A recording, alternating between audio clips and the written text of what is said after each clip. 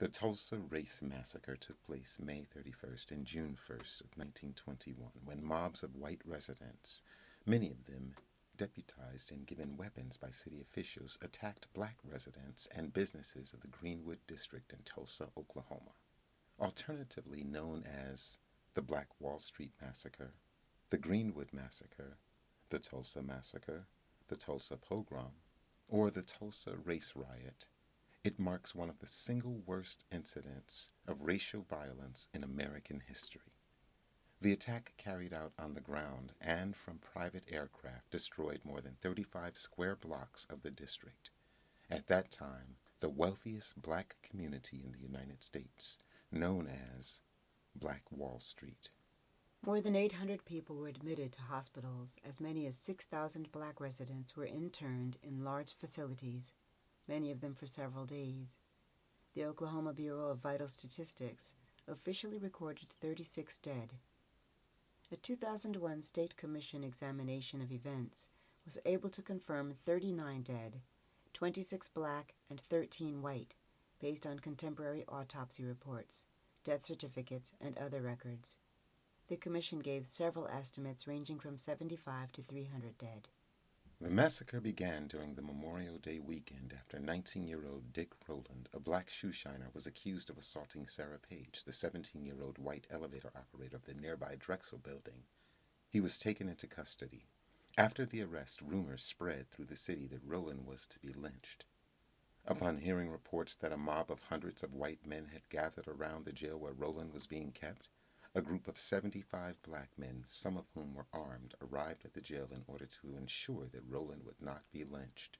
The sheriff persuaded the group to leave the jail, assuring them that he had the situation under control.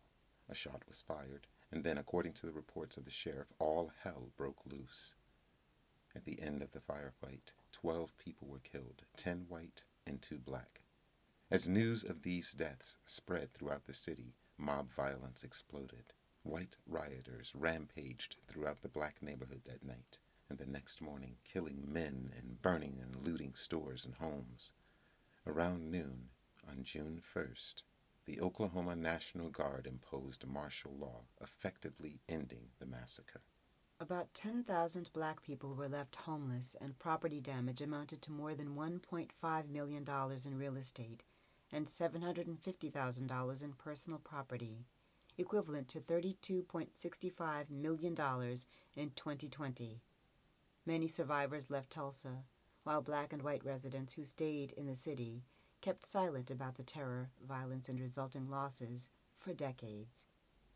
The massacre was largely omitted from local, state, and national histories.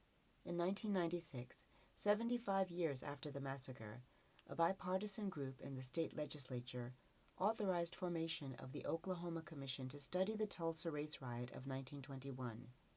The commission's final report, published in 2001, states that the city had conspired with the mob of white citizens against black citizens.